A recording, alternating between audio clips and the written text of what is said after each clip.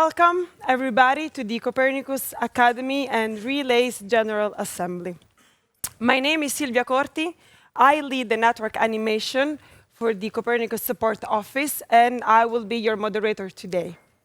It's a pleasure to have here many members of both networks and being hosted by this beautiful country, Finland. And thanks to the fact that the General Assembly is in the framework of the European Space Week, we have the benefit of having with us other relevant stakeholders that might join the network soon. Today's agenda is packed with workshops, panels, and sessions that have been developed for you and around you, as you expressed in the annual surveys that have been submitted in the past months. The academies and the relays networks are part of the Copernicus user uptake activities, both launched by the European Commission to foster the potential of space solutions. So without further ado, I would like to welcome on stage Julien Turpin, the European Commission Policy Officer managing the Copernicus relays, and afterwards we will have Stefano Laterra-Bella, that is in charge of the Copernicus Academy. So welcome, Julien. Thanks a lot, Silvia. So, welcome. I will not be too long because I think the objective of today's meeting is not to listen to institutional speakers, let's say to listen to the Commission only. But you can trust me, you chose the right event for today because as Silvia mentioned, we had a lot of back-to-back events, but this is a good one, so you are in the right place, be reassured. So, I will not be too long. In any case, the objective of today's meeting is to facilitate interactions between the members, but also between the two networks. So I just wanted to thank you. Thank you for being here today. Thank you for having traveled to Helsinki. Thank you for having traveled to Helsinki in December. It's important. And thank you for attending the third General Assembly of Copernicus Networks. So just to give you a bit of background, most of you already know that, but in 2016, the Commission published the space strategy for Europe. In this strategy, one of the recommendations was to go closer to the final users, to the citizens, basically. One of the recommendations was to set up two networks. One network, we decided to create two. And so we created the networks of Copernicus Relays and the networks of Copernicus Academy. So 3 years after, roughly, we are very proud to have 249 members over 42 countries, all over Europe, of course, but also far beyond the borders. So we now benefit from a strong and also very efficient networks with quite a good geographical coverage. Nevertheless, let's say this is the first step. So we wanted to thank you for this first step. We've been part of the exercise from the beginning, but now Stefano will come back in a couple of minutes with the next steps to be implemented from 2020 to try to go a bit beyond the initial situation. So as you know, the European Parliament adopted last week the new Commission. So since a couple of days, we have a new Commission. Our new President, Mrs. von der Leyen, and our new Commissioner, Mr. Thierry Breton, just sent a strong signal to space, putting space as one of the key tools to address the new political priorities of the new Commission. I can mention the Green Deal for Europe, but also the fight against climate change and its impact. So of course, we all know that Copernicus can and will play a strong role to this regard. To implement this new agenda, a new DG will be created. I don't know if I should say will be or is created, but in any case, it will enter into force in the coming weeks. But we also have a series of challenges for 2020. So I just wanted to share with you some of them, the key ones. You are most likely aware of most of them, but just to summarize, we have, of course, this new DG. The idea is to reinforce synergies with defense industry, as you can imagine, with this new DG, Defense Industry and Space, but also with DG Connect.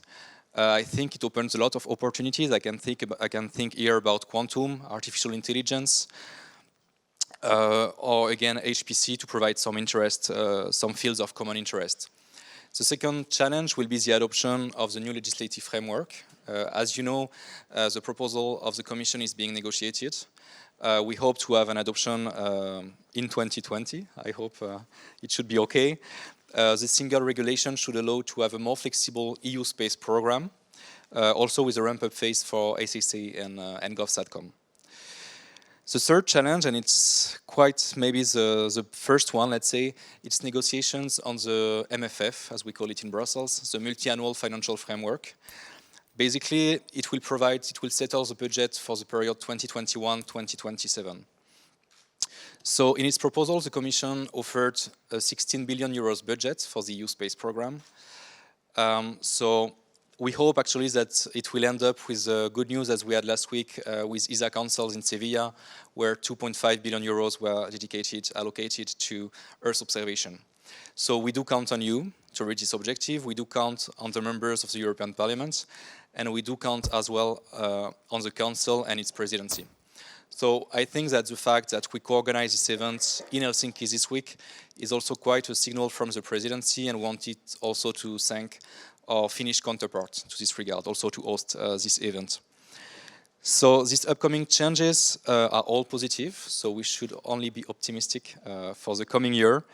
It shows a strong political commitment, but also a strong commitment to the stakeholders for a strong and independent European space policy.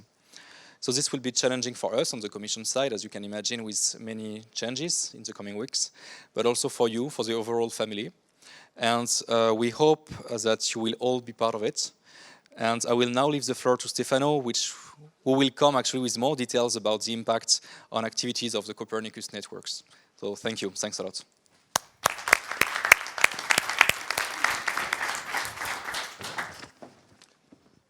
Thank you, Julien, and thank you, Sylvia, for the introduction. Good morning, everyone.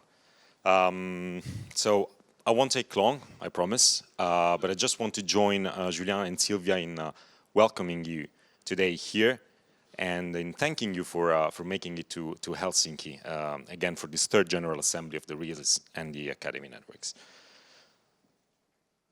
We have come a long way together in the past years, and you have been very active on the national, on the regional, and on the local level.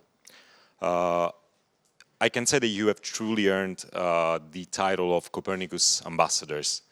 Both networks are growing very rapidly, as you all know. And in this rapidly changing environment or landscape, as that Julien just described to all of us, this gathering today, I think, is a good moment to start reflecting and actually to look at the future. I want to reassure you that the European Commission is firmly committed to keep supporting the relays and the Academy as we have done so far. In order to do so in the best way, we need to make sure that all the members of this community are really motivated and active members. That's for this reason that in the next year, in the course of 2020, we will be launching an enhanced application procedure to join the networks. This application procedure will be a good way for us to understand better what is going on in the networks, to map what are the existing expertise and knowledge within the networks, and eventually to connect the dots better. We are exploring, which is maybe most important for you, new ways to simplify access to direct funding for the members. This could be, for example, through an effective implementation of the Framework Partnership Agreement as one of the possible tools to be used for direct funding. We need to reinforce synergies also. And when I talk synergies here, I'm not only referring to the synergies within each network and within the two networks, but also synergies with other existing initiatives like, for example, Enterprise Europe Network, just to mention one, that with 600 contact points all over the world and 50 countries, it could be a very valuable resource to the networks. We will keep supporting skills development and support SMEs in accessing new markets. And finally, so last but not least, we need altogether to facilitate the creation of clusters, both based on geographical proximity, but also on common interests and areas of works. So I promised you that I would be very brief, and that's the end of what I had to say. But with these challenges and objectives in mind, I'd like to invite you today to use this gathering, and also in the coming days, to just exchange and speak up for what you think should be the future evolution of the two networks. Thank you.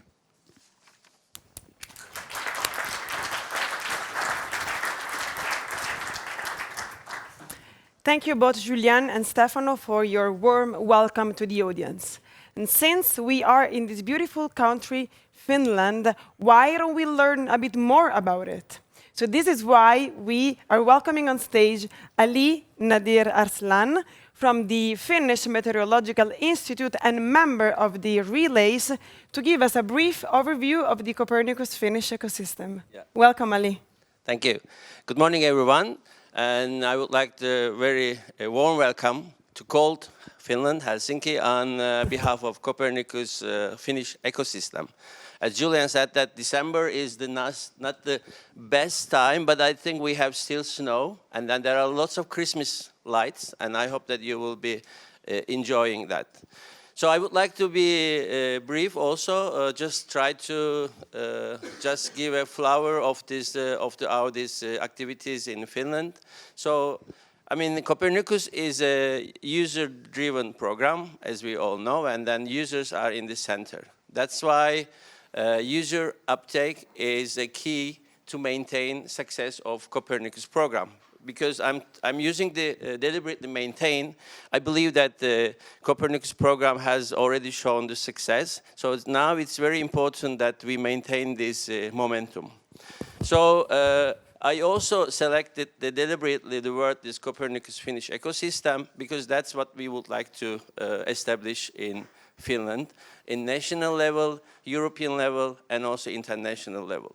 So what we would like to do is in the national level, as this Copernicus Finnish ecosystem, we would like to network all our public institutes, including the governmental and city and other these NGOs, and also the private sector, and also, of course, universities, as a big network of this Finnish ecosystem, what we call now as a vision of our activities. Because this is very important. Of course, we do have lots of activities currently, but of course, it's very important that this network is very important. And then also the Europe and also the regional level, of course, it's very important as we are. Finland is part of the Baltic region, and each region has a different needs and different requirements and different type of users. So that's very important that they tackle this, create this ecosystem in national, regional, and European level, also the international level. So we do have many activities covering all these three aspects, such as we do have this Copernicus Relay. Of course, that's very important. We do have the Copernicus Academy in Finland. For instance, we have two relays currently in Finland. Copernicus Relay, one of the Finnish Meteorological Institute, which I am working at, and the other one is Turku Science Park, which is the city of Turku, and then the other one is as a Copernicus Academy, we have this University of Turku. So then we have this Copernicus user forum, where we try to get this, combine all these national activities. So how we do with this national level and this European level, and then also the regional level. So basically we do have few projects which I would like to address. For instance, we do have one of the projects that we are running this European Union Interreg Baltic setup project, where actually this is it's created by the Copernicus network, relay network. We have the partners from Poland, Sweden, Estonia, Finland, and also we have partners from Russia, which I will come a little bit at. So basically this network, we try to create these user uptake activities in all this Baltic region, covering all different countries, and of course each partner is responsible for own countries. And this, we have also these Russian partners, which is a very important part that I hope that they will be one day, there will be Copernicus Relay and Academy will be represented from that partner. For instance, in this project, they created the portal where actually Copernicus data is now available for the Russian users. So this is also important element out of the European, outside of Europe.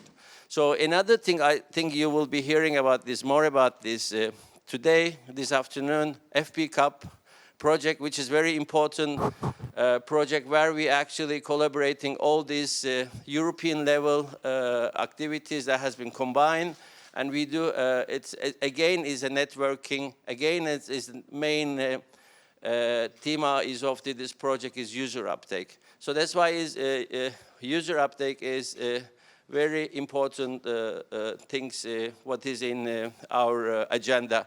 We would like to create Copernicus, strong Copernicus Finnish ecosystem. That's why this is very important for us in the coming up agenda. And also we would like to, it's not only user uptake, but it's also we would like to create the downstream services, especially we are going towards the direction like analysis-ready data, which is, we think that it's very important, and it's now what we are actually trying to push this direction, that because it's very important that Copernicus, we need to put this Copernicus services data is really usable way to the users. That's why I think user uptake and very important, network is very important. I think this Copernicus Relay is an academy. It's very important, and I wish all enjoyable time in Helsinki, Finland, and also network each other, exchange knowledge and best practices. It's very important. So welcome again to Finland. Thank you.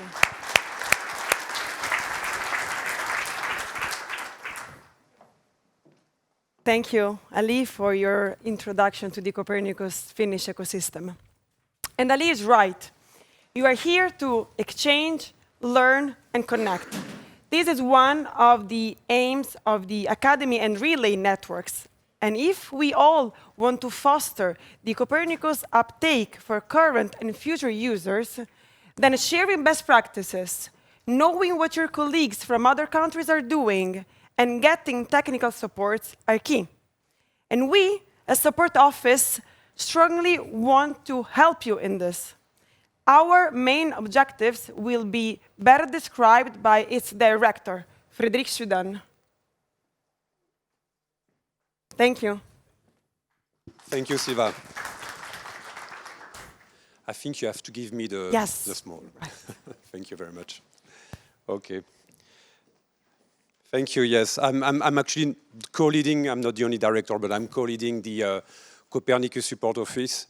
As you all know, actually the Copernicus program, some of the activities, not all of the activities, but some of them are being delegated to the Copernicus Support Office, and I'm very pleased to lead this, co-lead this office, and I'm honored to do that with renowned experts in the sector. Most of you know Thorsten, sitting here with me in front of Emiliano. Last but not least, in the leadership of this program, Thomas, who is doing a great daily job to make sure that everything is running smartly. But besides the co-leaders, if I may say so, the co-leaders are nobody without the team. And actually, we have a very strong team, not only to manage the networks, but also to manage many, many other activities. That means in terms of promotions and communications. So the team is daily active in answering all the missions of the Copernicus Support Office. That's the people that you can see here on this slide. The good news is that most of the people of the team is present today and tomorrow and on Thursday here in Helsinki. So we will be joining, obviously, all the upcoming sessions and make sure that we are giving the support during these 2 days so that you can effectively do the best of this, as you said, exchange of best practices, exchange of information. Actually, but I will not go through the list of support activities that we are doing. You already know that. As I said earlier, we are here really to take care of your activities. So that means we will be very pleased effectively to assist you during those 2 days. So we'll make sure that everyone in the team is being split over the sessions. And voilà, that's what I wanted to share with you. Thank you.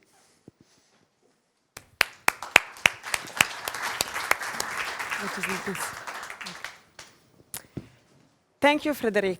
And your words lead me to give you an overview of the networks and what has been done in 2019.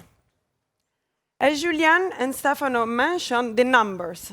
So the community itself is composed by 249 members representing 42 countries worldwide. This is the geographical distribution of the Copernicus relays. On top of the European Union countries, we are also happy to have with us Japan, Namibia, Argentina, and Chile. The relays are 89 and representing 32 countries.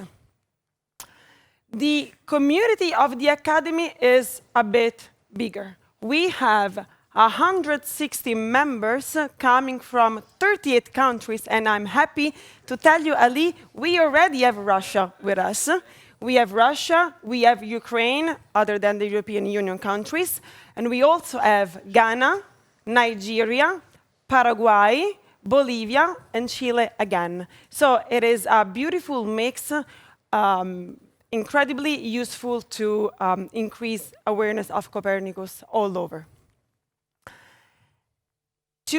As said, to increase and make sure that Copernicus awareness is spread to the widest extent, a lot has been done from the networks in 2019. More than 350 events have been organized, thus reaching more than 12,000 people worldwide, which is really a lot. Also through trainings, courses, workshop, events, informal meetings, web pages that have been created, and dedicated help desks that have been established. And for all these events, the support office has provided speakers, moderators, and official Copernicus marketing materials.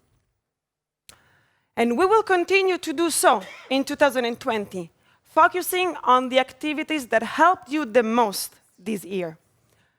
First of all, the help desk, which is the support@copernicus.eu email that you are using to contact us.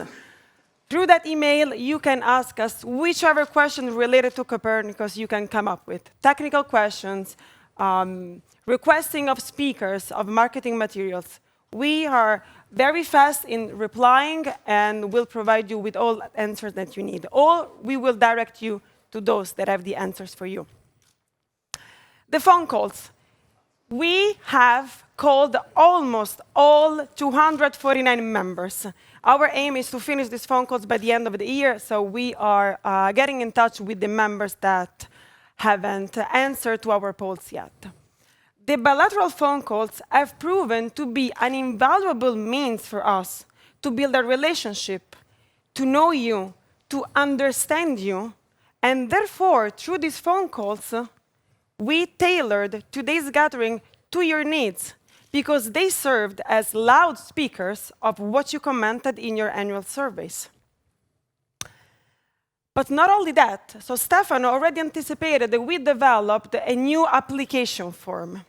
And along with that, we also established a totally new onboarding system.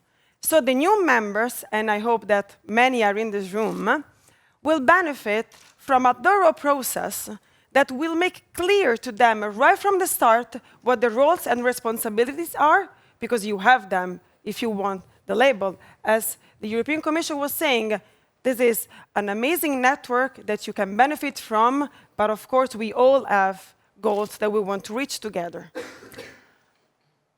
But most importantly, through this onboarding process, you also know what to expect from us support office, so what we can do for you. And we are not only working with the members itself, but we are liaising also with the national coordination bodies that are the backbone of our action. We already spoke with the Italian Academy coordination body. We also had contact with the German one, the Greek ones. We will speak soon with the Spanish one. So I encourage you, if you know of other national committees that manage the relays and the Academy members locally, to get in touch with us. Everybody knows that social media is key these days. So we are doing an intense social media campaign to promote members, your activities, your use cases, your events. So we are liking you, tagging you, sharing your post. If you have anything that you want us to publish on social media, be aware that we would happily do so. These were the activities that we, as support office, strongly believe in, and they come from our perspective of the network. But we heard you, as I said, through the phone calls, the emails, and the surveys. And these are the 4 elements that you would like us to concentrate on. Synergies among members. They are already in place, but today, the General Assembly is the perfect means to develop them and benefit from the network. So please use this platform to engage, learn, and connect with one another. Getting fundings and technical support. We all understand that these topics are at heart of our members. And we brought technical experience here. We brought technical support for you today. The Meet the Expert sessions, the dedicated workshop in the afternoon, the business speed dating that you can attend at the SME fair and at the networking dinner, it's just that. So please get the most out of it. And also funding. We brought projects that support with fundings, startups, SMEs, the network members. So please do get in touch with them because it's a great opportunity. And also with these projects, you can interact because our event is supported by Slido. I'm sure that many of you already know this app. You can either download it through your app store or find it already in the app of the European Space Week. If you download it in the app store, please make sure that you use the hashtag EUSW19.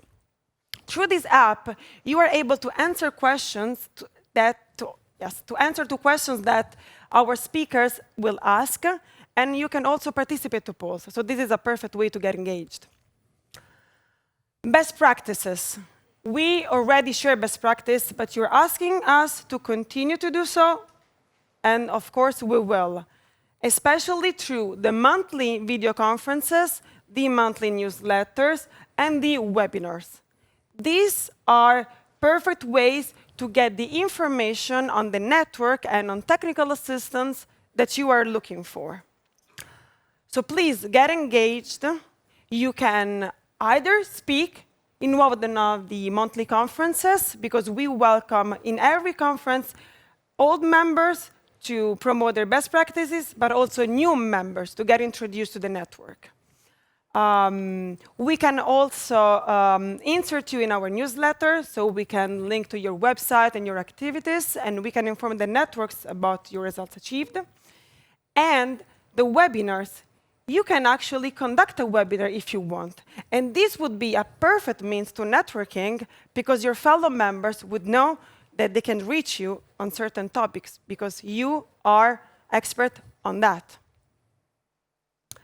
Of course, we will start next year by renewing the labels, and we will submit surveys to you again to understand if your needs are met. We want to make sure that your voices are heard, and we will call you again. We'd like you to adopt a proactive approach today, but also throughout the year. Get in touch with us, write us an email, ask for a phone call, and send us feedback, because of course we learn from that and we improve through that. And today, get the most out of this beautiful event that was tailored to your needs. Mingle with the other participants. Learn from their experiences. share your best practices, exchange what you have been working on, and connect for future opportunities. Of course, do so via social media as well, using the hashtag GA Helsinki on Twitter, Facebook, and Instagram. And again, we are here, whichever request you might have, we'll be here the entire day. And before concluding this introductory session, I'd like to point out that our agenda that you find in your bags is engaging, but also full. And it's beautiful that we are within the framework of the European Space Week, but this means that lots of events are taking place, and we would like you to get the most out of them. So for this reason, we'll have to be quite strict with time. Speakers, I will look at my watch, can't make favors to anyone, so please respect the timings that has been assigned to you. And when we'll go to lunch and coffee break, I kindly ask you to come back on time because we will start our session sharply. And now, let's dive into our day. And I'd like to have our first session started and welcome on stage Jürgen Vogel, Antonio Tabasco, and Teodosio Lacava from Coordinate, the open network for supporting the Copernicus relays. Okay. So, voi potete usare il microfono lì. Jürgen, you can start your presentation from there, from the computer. The microphone is there.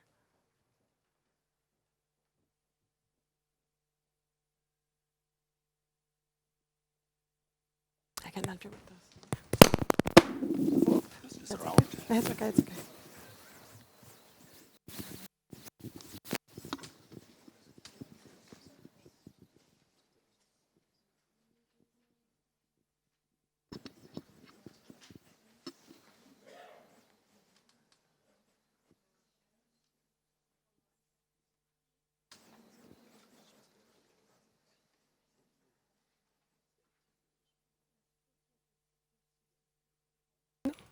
No?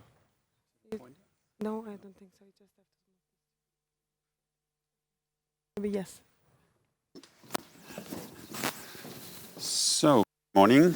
I'm Jürgen Vogel from the Bavarian Aerospace Cluster in Oberpfaffenhofen, and I'm joined today by Tim from our CADA and by our talk. We are all three from institutions representing Copernicus relays. And Coordinate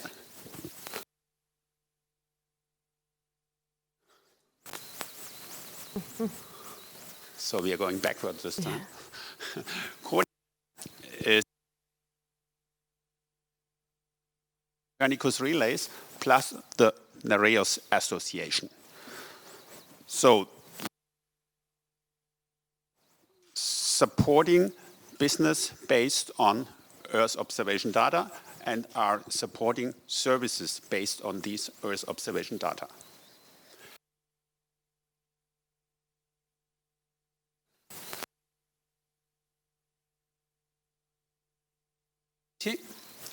And how does it fit into the Copernicus landscape?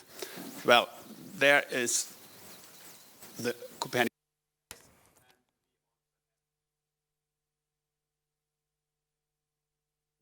Because the academies, they deliver the content, what we are informing our members and our partners. So here in the relays, you see the focus on the eye, on the information. Focus is more direction governmental, regional, coordination, success stories, and supporting business. And on the other side, you see our partner project, CopHub AC. They focus more on research, on training, education, on doing a directory of a knowledge hub, and also on quality control within the members of the academy.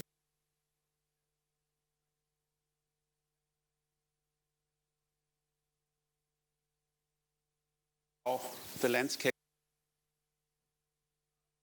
here. in the last 12 months. So let's see what we have to offer for you. Well, what are the activities Coordinate is?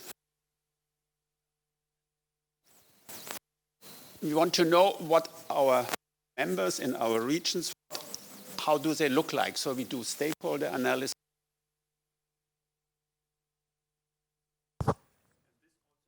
Because you as a Copernicus have to do the same in your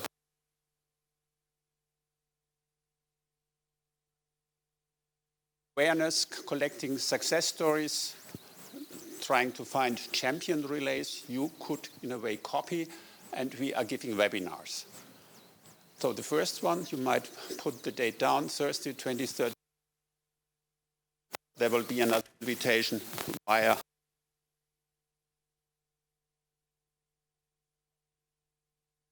we are doing policy recommendations on the subnational level, how to support Copernicus and Earth observation-based business.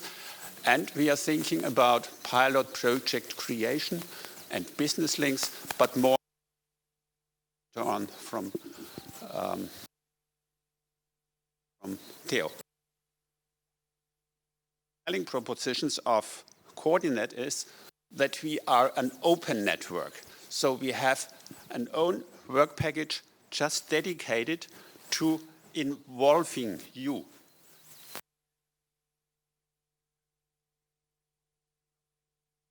And here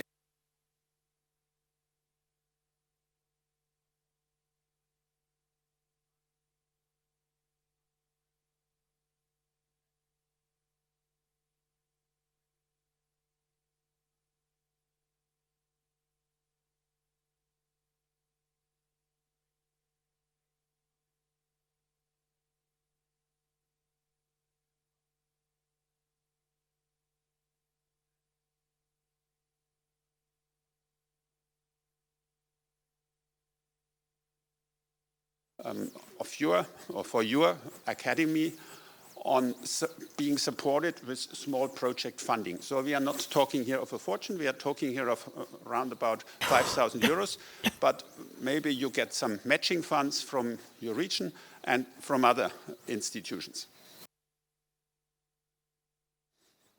So see you hopefully later in the afternoon session of Coordinate. And we repeat this session twice, that you have a chance to go to the parallel sessions. So this is Coordinate's mission, to support you and help you. And we also have a Slido question. Could you please put up the Slido question in parallel? And while I'll hand over to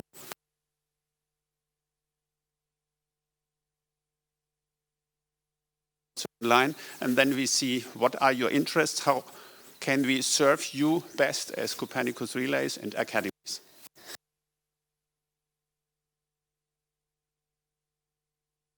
Good morning, everybody. I'm Theo Lacava from CNR. And among the different activities that were performed during the project, we carried out a consultation with stakeholders engaged at the territorial level of the partners, looking for, especially for the main barriers that have prevented the systematic use of Copernicus solution. We then identified 4 main barriers that are in the slides. The first one is a lack of information and training for the people, for the staff involved at the local regional authorities and SMEs that should handle the data. There are several technical issues, especially when searching, exploring, assessing EO data. There is a need for data that improve the spatial and temporal resolution, as well as for more accurate level 2 products. There is also a slight warning about the costs that need for investment in ICT, as well as for the training of internal staff. Starting from these barriers, we also look for a possible strategy to cope with them, and there are a few recommendations. The first one, for sure, is fostering the user uptake initiative, strengthening the Copernicus Relay and Copernicus and academic collaboration, as well as in terms of funds, and there is the need of a very recent success story that should be provided to the Copernicus Relay in order to increase their portfolio of possible solutions that they can use for their potential users. And there is also the need for the development of ad hoc learning modules, at least for young students, because in this way we can boost from the down level the innovation process. Concerning the technical issues, we need to generate and disseminate new Copernicus data access. The University of Leicester performed an analysis looking for the activities performed by other relays, and also in order to evaluate the impact that they have from this kind of activities. And the highest impact comes from the organization of face-to-face meeting. Copernicus Relay should have a direct contact with their potential user, listening at their needs and trying to discuss together which are the best solutions based on EO data that can be useful for their business. Other events that can provide a good results are the organization of thematic events, as well as the development of new tools, products and services.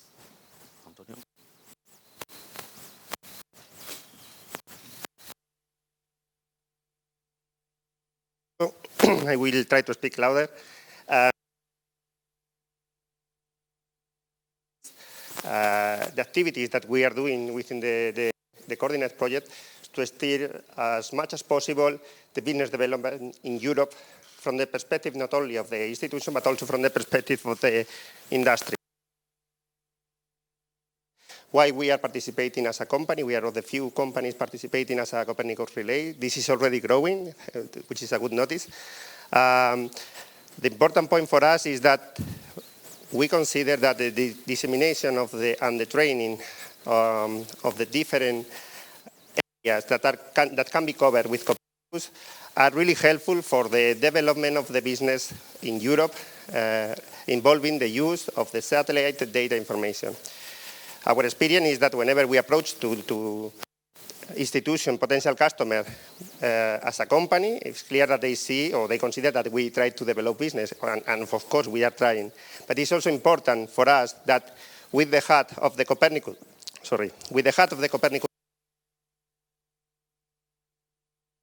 also as an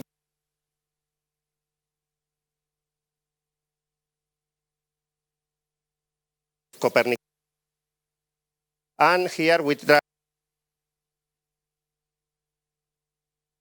the most remarkable one. We have been designing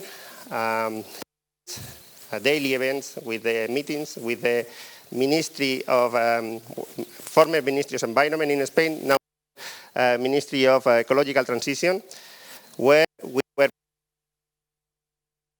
the European Commission, representative of ESPER on the use of Copernicus data, with people directly involved in the reporting duties that the ministry in Spain has to do at European level, not only at European level, but also regional level. There were a number of people attending from different areas. I think the people that attended were 40 people. The good thing is that the discussion was challenging. They came with very specific questions. It was not a dissemination activity. They want, we cross-link the legal needs that they have to fulfill with the capacities from Copernicus in terms of assessing them, what can be done, what cannot be so easily done, and what needs to be improved. This is also an input for the rest of the activities within Coordinate, and in particular with the Copernicus Academy, because we consider that the training approach is the only way to reinforce the use of Copernicus. As GMB, we are a spin-off also of the university, so for us is part of our DNA. We are participating together with COP Hub, with the Copernicus Academies, in different activities, and one of them, the last one, is being organized is this hackathon in Malaga. Okay. So, and just to conclude,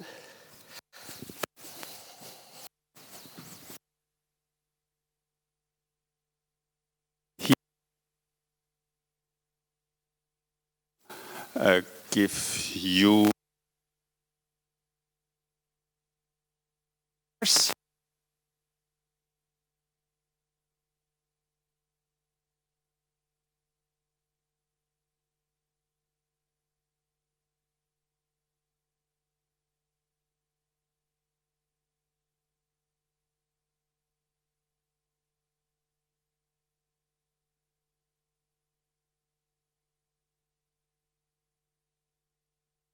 good example here with GMV.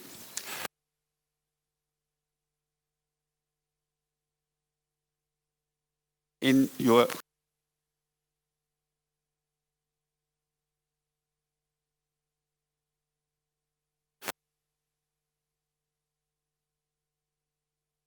and the academies.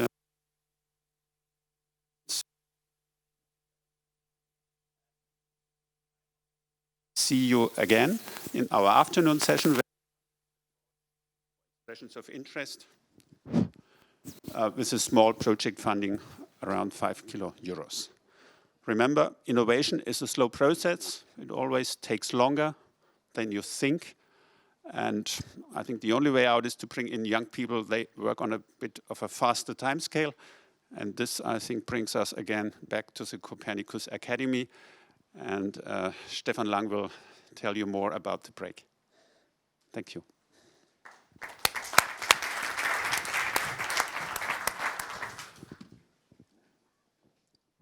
Thank you, Jürgen, Theo, and Antonio, for your explanation of the coordinate. Before heading to the next speech and hearing from the other Space Hub for Copernicus, we can enjoy a coffee break.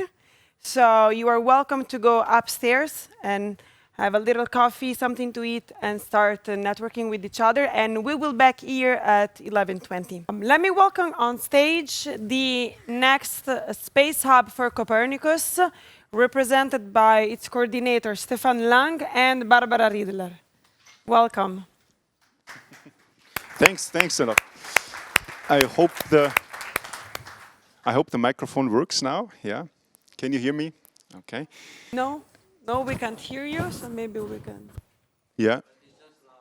Okay. Yes. Well, I think I'm also used to speak loudly from the lectures. So can you hear me, everyone? Okay, great. So welcome to this continuation of the Copernicus Hub session. So this is the sister project of Coordinate cophub.ac. So we are focusing in particular on the Academy network. So as you may know, the subsystem of the user uptakes consists of many let's say activities, and two of them are the networks, the Copernicus Academy and the Copernicus Relays.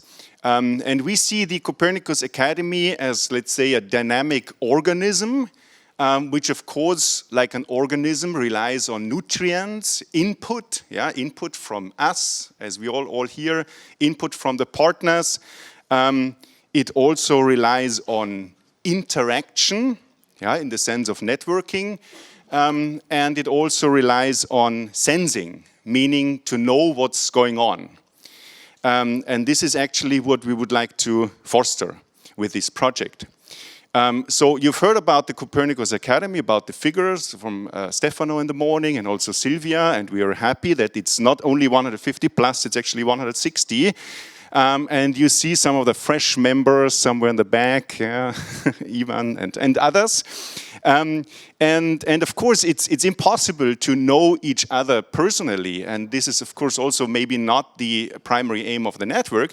But what we should know is actually the capacities and the things that the contributions and the roles that members should play, and the expertise that they can bring in the network.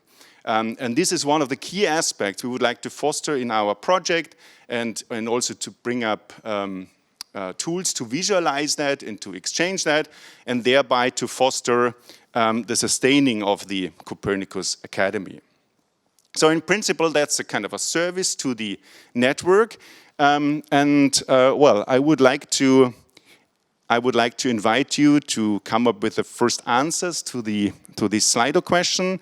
And while you're typing, I just mentioned that we have altogether 5 questions, but some of them we just show because we would like to animate your brain in order to answer these questions in the afternoon session. So the afternoon session, the workshop, will be about, well, something like envisaging the future of the Copernicus Academy. We called it like Copernicus Academy 2.0, but of course we could also call it 4.0 or 5.0, whatever, because of course it's growing and it's continuously, not so much in steps, but rather continuously evolving. Well, I don't know whether maybe you have some answers right now. I think the question will be active a little while because it's an open question and we understand that you may need some more time to type. But I think in the interest of time, we continue. So what is this project about? Just briefly, the composition of partners. So we are representing the University of Salzburg, Department of Geoinformatics. We are one of the early members of the Academy, and also together with other partners, we have sort of envisaged this kind of network. And we have partners also, of course, from industry, particularly from SMEs, but also the Association of Remote Sensing Companies, ERSC, and the association GSIC, who you will see in a minute in the other presentation. And, well, otherwise they are academic partners.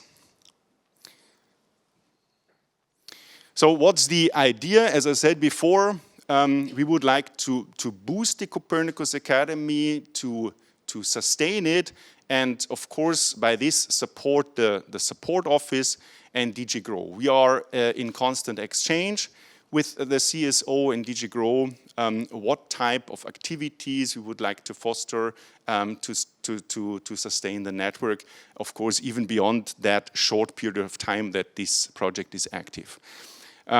We would like to visualize and to strengthen the research and development and innovation activities within the network and thereby sustain the innovation process. And it's important to stress that the network or the project has, let's say, a pan-European and a pan-application sort of view. So it's not focusing on one particular application domain or one of the core services, but it's actually trying to visualize the distributed capacity altogether.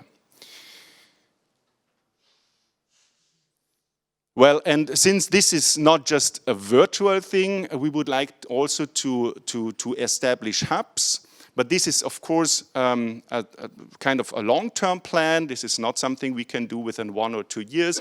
And this is also not, this is just an illustration. It's not about whether it's 5 or 6 or 7 or 8. But we would like to encourage each of the members to become a local or regional hub to, of course, complement the relays, but also to have something like a, let's say, an access point of knowledge and academic exchange. Very close, of course, with the relays and then also, of course, the coordinate project. Well, again, this is one of the questions that we would have to you later on in the workshop that we would like to discuss. And now we're going a little bit into the actual, let's say, innovation items that we're looking at, or the achievements that we have done so far. And I would like to hand over to Barbara, who is actually speaking about this to you. So basically our idea is to have this kind of innovation hubs composed of two different things. On the one hand side, this networking and outreach component, on the other side, the more technical component. When it comes to the outreach and the networking, we're trying to target at different audiences. So one is for sure the industry, because one of the aims of the project is to bridge the gap between academy and industry. And these are just examples of what we did already so far in the project. So one was a workshop in Bergen together with Coordinate, actually, to really invite also the marine industry. Another thing we did strongly together with ERSC is to invent these yearly awards. In this case, a partnership award that should bridge academy and industry. Last year's winner was actually from Spain. So it went to the University of Valencia and to startups for a satellite-based monitoring system for oil spills. And this is something we would really like to continue and which we will also assign next year. The other target audience we're aiming to is actually the broad public, citizen, and the academy itself. So for the broad public, we did not invent the European Research Night, but we strongly support it. So I think very many of you are aware of that. So it takes place all over Europe once a year. And that really reached out to, let's say, normal people, even to school pupils, so that's a really nice event. And on the other hand, we are also trying to invent capacity building and skills development initiatives. That partly strongly connects with EU4TU, the next project, next presentation you will hear about. And for example, last year in June, we had a summer school on Copernicus for Digital Earth. So I think it was a really success. We had more than 40 applications. We handpicked 14 participants from 11 countries. And that was a really, really nice thing. So if you're interested in that, whatever we support or actually what events we create, so you're more than welcome to join the website, have a look at there, so you'll get information about the events that are strongly coordinated with the CSO and DG GROW, plus information about what kind of skills development programs are on, and of course you can also apply for the awards. With that, Invention. Make research highlights visible. I would actually like to switch to the more technical part. So this is the second component, what we're trying to solve. So we thought within the project, okay, for now, if you have your application, there is a limited information you are basically forced to enter. And we thought it might have added value if we would have more information about that. So we were trying to have deeper knowledge about Copernicus Academy members. So for the data collection, we have three components that we suggest: the gateway, thematic working groups, and more information about research and innovation.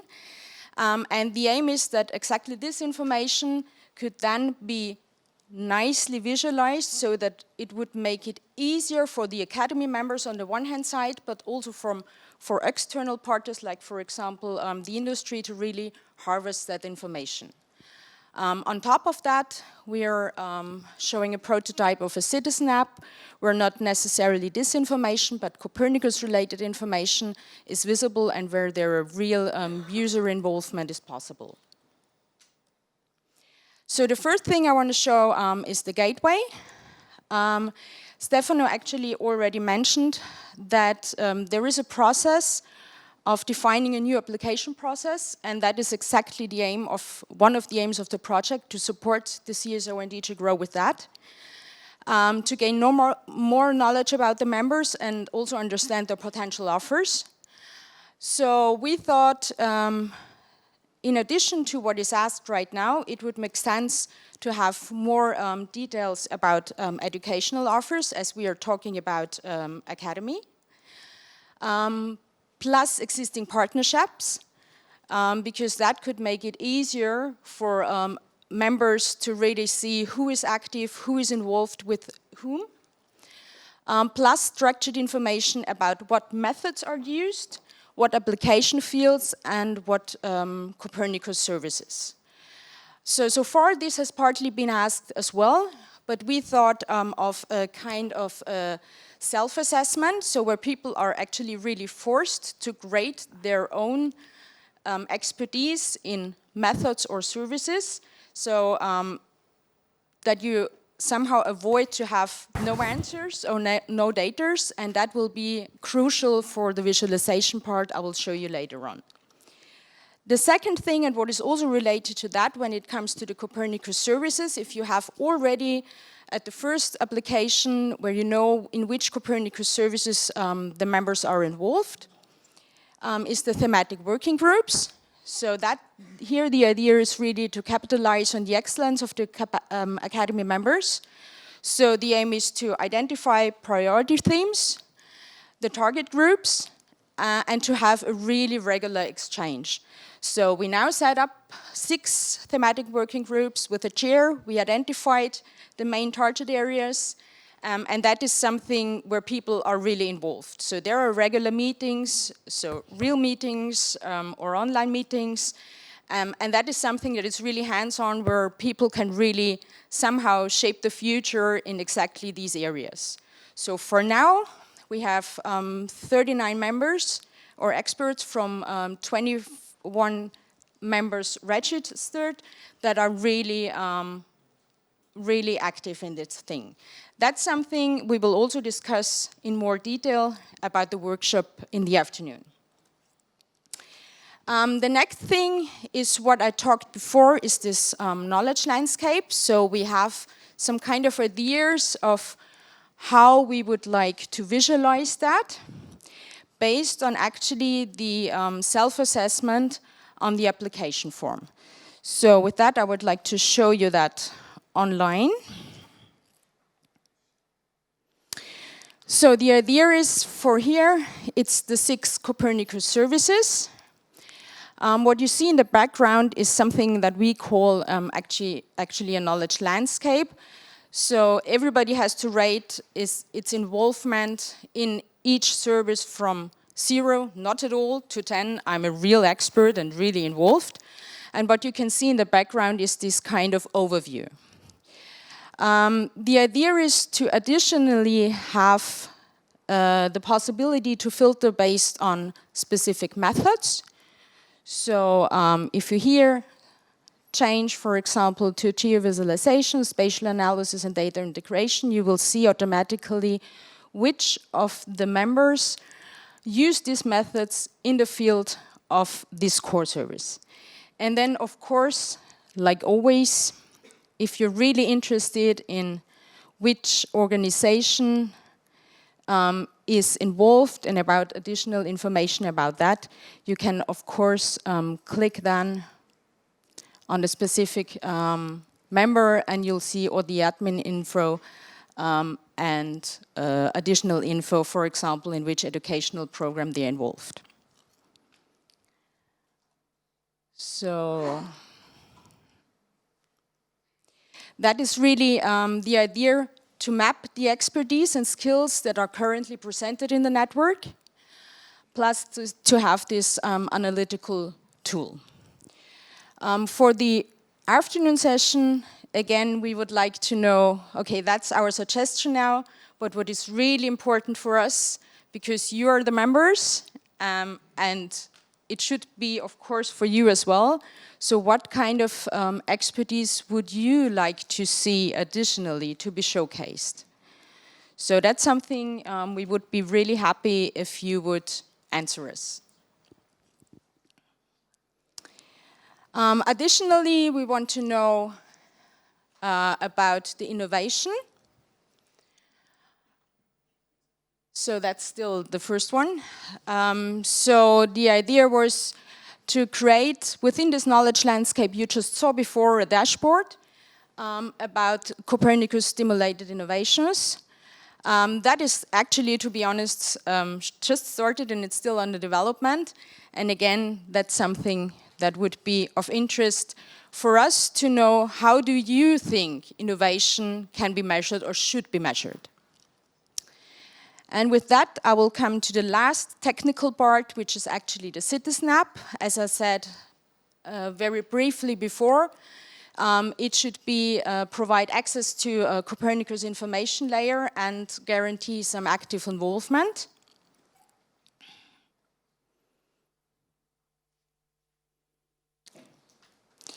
And that's actually how it looks. Okay, that's actually a very good point, what I showed before, the knowledge landscape. Just to make sure, these are fake data. Okay, they're called synthetic data, because so far we do not have this knowledge and the data about the Copernicus Academy members. So that might change with a new application form, but just to be sure, not to avoid any confusion, right now it's just to showcase, it's a prototype, it's not real data yet. Okay. So the Citizen app is basically structured also under 6 Copernicus services, and the idea is that you can submit to a specific service, and then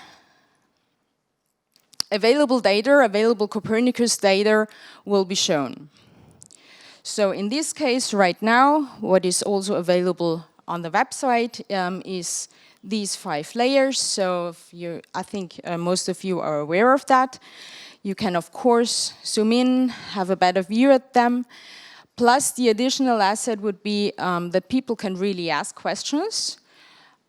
So, for example, at a specific location, somebody wants to know, are there any other regional layers for that region? And in this case, I personally answered, but the idea then would be that experts, basically from the thematic working groups, would take care of these specific channels and answer those ones. In this case, it would be, yes, there are additional ones, for example, the Korean land cover. So I don't know how much time we have. So basically, that's all from our side for a first glance. Yeah, just very shortly, that's nice. So what would be interested for you to be shown in the landscape? Educational offers, that's something we thought about. It's not in the prototype yet, but yes, we agree, that's very important. And again, educational offers and thematic expertise. And yes, that's something that is planned as well. For the sake of simplicity, it was now just shown for the 6 services. We have another one. Could you maybe show the first question as well again? So what you expect from the Copernicus Academy? Better understanding of shared capacity. I think we all agree that's really important, and that's actually what we're trying to do with this knowledge landscape, that really people within the network can better know which other members do basically similar work or also work that substitutes your own one, and as well for the outside. Training materials is a big part, but again, this will also be covered by the next presentation of EU4Geo. Facilitate international exchange and secondments. Yes, that's something we agree that should be a big part as well. Good. So I think that's from our side, unless you want to add something. No, thank you. Then, thanks a lot. And I hope to see some of you at the workshop in the afternoon. Thank you very much, Barbara and Stefan, for this very thorough presentation of the COPAB.ac project that, of course, they are carrying a workshop this afternoon. It will run twice, so you will have the opportunity to learn more from them again. Now, as anticipated by Barbara, let's move on with the next session. I would like to hand the stage to Giorgio Saio, representing the EU4Geo project. Thank you, Giorgio.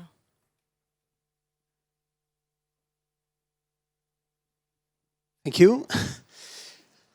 Any other presentation? Sorry.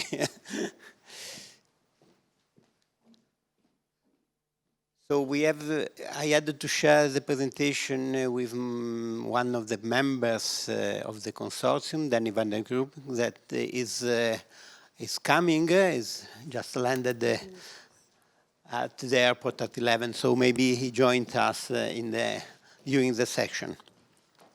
So I am going now to speak about EU4Geo.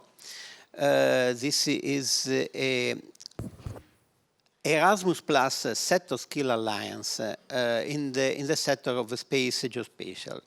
The full title is Towards an Innovative Strategy for Skill Development and Capacity Building in the Space Information Sector Supporting User Uptake. I want to outline this last two words. Copernicus User Uptake, that is our, let me say, mission to support this action. How we will see now. So, key figure about our project is a 4-year project, so it's quite a long project. Started January last year. Budget 3.8 million, funded by Erasmus Plus project under the Sector Skill Alliance action. We have a partnership of 26 partners from 16 European countries, but we have more than 30 associate partners. That is, keep in mind that because EU4Geo is an open network, and so all the interested organizations, especially from the Copernicus Academy and also from the Copernicus Relay, are very welcome to join our project. And the partnership from academia, companies, and network. One important thing are the network of networks that we are going to create according to the, let me say, to the mission of group together all the interested stakeholders in the skills for Copernicus.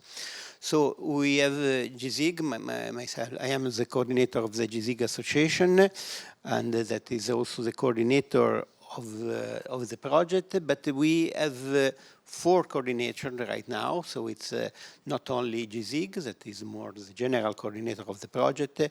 We have also Q Leuven for the scientific and technical and technological coordination, and Danny van der Group is the coordinator there. We have Plus, that is from University of Salzburg, and Stefan Lange, that was presented before. For COPAB is the educational and training coordinator together with his colleague Barbara Hofer. And then we have a climate kit for the exploitation. We have here Kevin that is representing climate kit. So, where is situated EU4Geo in the, let me say, in the Copernicus ecosystem? This is a slide of DigiGrow, so thanks for the for the slide. So you know very well the Copernicus ecosystem, and if we with the different aspects, the Copernicus Academy, Relay, the Master, and so on, but we are focused on the downstream.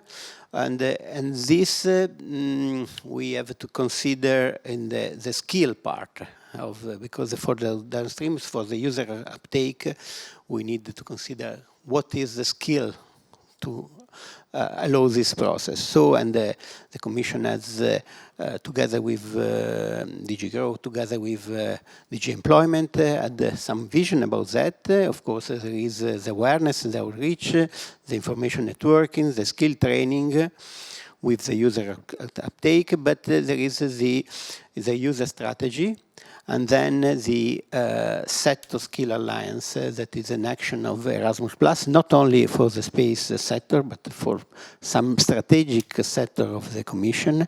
And one of that is exactly the geospatial sector, and EU4Geo is the project that covers this Skill Alliance. To develop a strategic approach that is called Blueprint. What is a blueprint? So that now look at more on the Erasmus Plus side. What is the goal for the blueprint is gathering skill intelligence on a particular sector with developing methodology to analyze gap and mismatch. Then identify priority for the worker, so for the occupational, for the profession, with concrete solution, develop profiles, core occupational profiles, including curricula, and including work-based learning and workplace abroad. Promote qualification and certification, and identification of actors. This is very important for the so-called rollout at the regional level. So we need to identify policymakers, business, education and training providers to develop this core curricula across Europe. What now come back on EU4Geo itself, what we have in mind for in this project, what is planned in our project. First, a set of skill strategy with a recommendation of how to respond to skill shortage in the sector, in our sector. The core of all this project is an ontology-based body of knowledge for the geospatial sector. Some tools that are built on this body of knowledge that I will explain, a set of tools, comprehensive tools that will allow the real user uptake, a series of curricula and portfolio of training modules, some training action, in particular in 3 subsectors, integrate application, smart city and climate change, to test and validate our approach. And the main goal of this, of the action of Erasmus Plus is the long-term action plan that to endorse and roll out at the national level and sustain the proposed solution. Now we look at the different component of our outcome. The sectoral skill strategy has been one of the first outcome of the project, and then it's based. We had a long process. First, we had to identify the supply and the demand of the training, educational and training in our sectors, with the survey that come with more than 1,000 training opportunity models that are available also online. Very important was to identify the current demand for the skill and for the occupational profiles. Very important was also the trend, analyze the technological trend, technological and not technological, with technological and not technological watch, also following the OGC approach for the technological trend. That is very important because we have not to identify what is needed now, but what will be needed in the future, like about the technological trend. Assessing the skills shortage gap between supply and future demand, and define the set of skills strategy in terms of training provision and formats.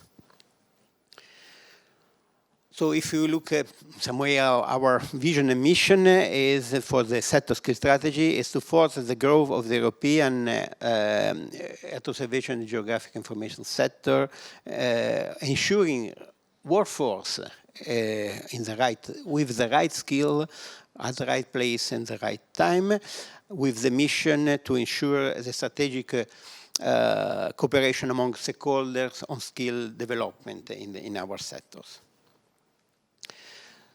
The core of our project will be an ontology-based body of knowledge that is formal description of the professional domain, and is made of concepts. That the concepts are about theory, models, method, technology, and so on, with some, let me say, metadata of this, that is name, description, skill linked to learning outcomes, source document reference, and this is very important, relation among concepts.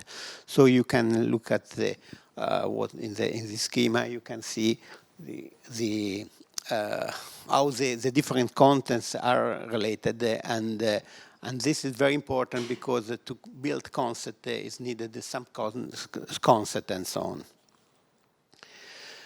What we are doing now, we have created a network of experts and grouping together in 7 working groups: method and foundation, visualization and GI and system, SDI and related concept, physical principle, platform, sensor, digital imaging, image processing analysis, thematic and application domain.